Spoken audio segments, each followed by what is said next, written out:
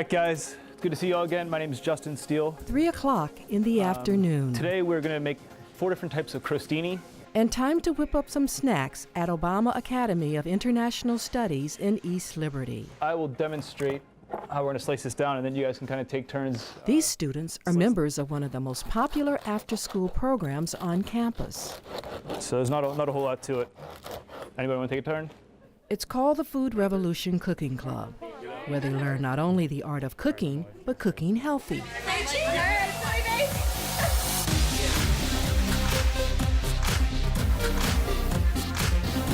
Bobby Fry is one of the creators of the club.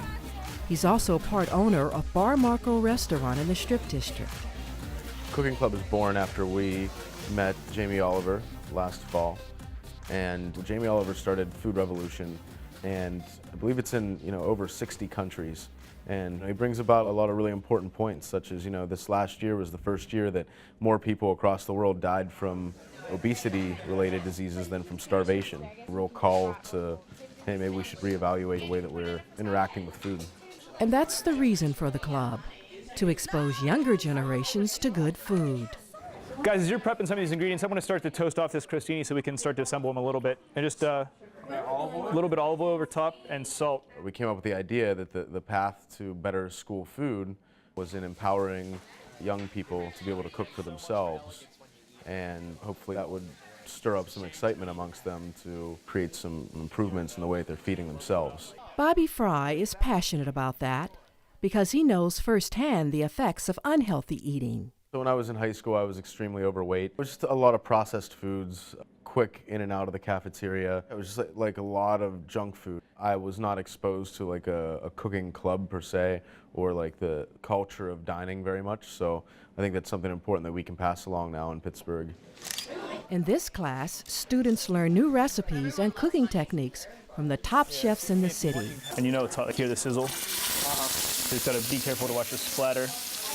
But chefs like Justin Steele from Bar Marco.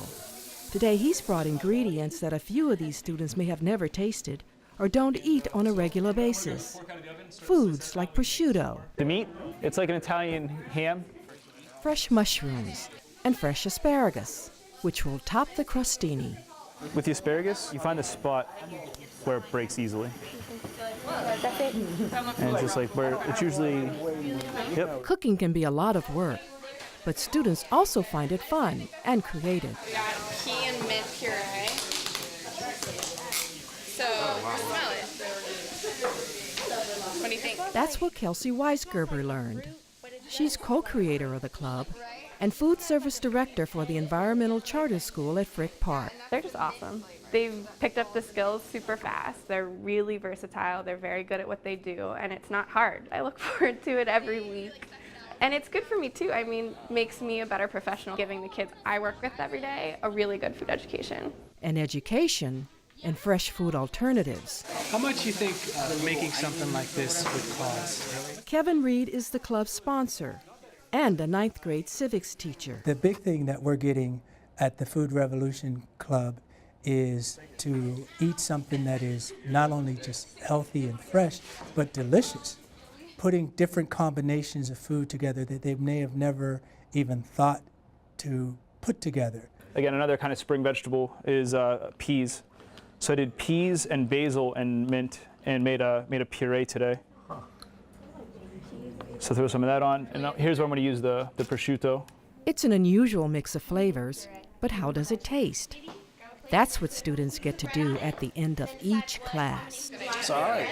I really didn't care for like asparagus, but when we had it with some pork tenderloin today, and on the crostini, and that was pretty good. How is it? All right, I'll let you eat. Wait, from this one. That's good. It takes courage to try something different. What I usually make at home now are omelets or eggs that I add things into, like some onions or some lettuce. Yeah, I'm definitely using a lot more fresh foods, fresh vegetables and fresh fruits in my cooking at my house. And I've actually started using fresh pasta even, which is very nice. And that's the impact the cooking club has on its members. But the club's not stopping there. It wants to change the way we all think about food.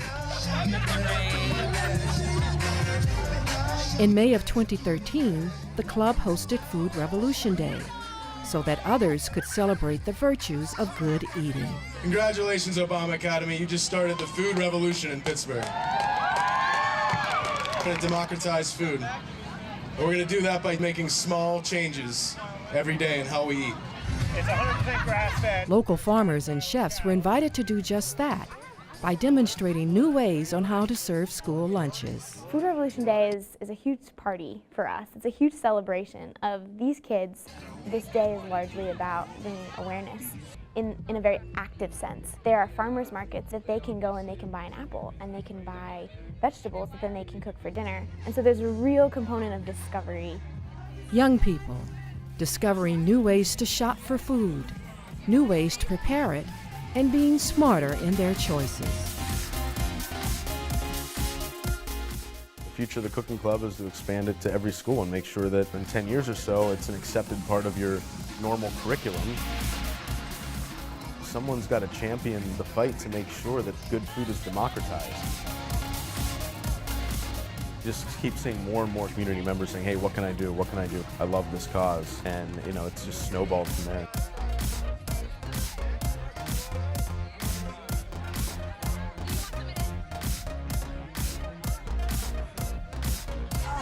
I'm loving it.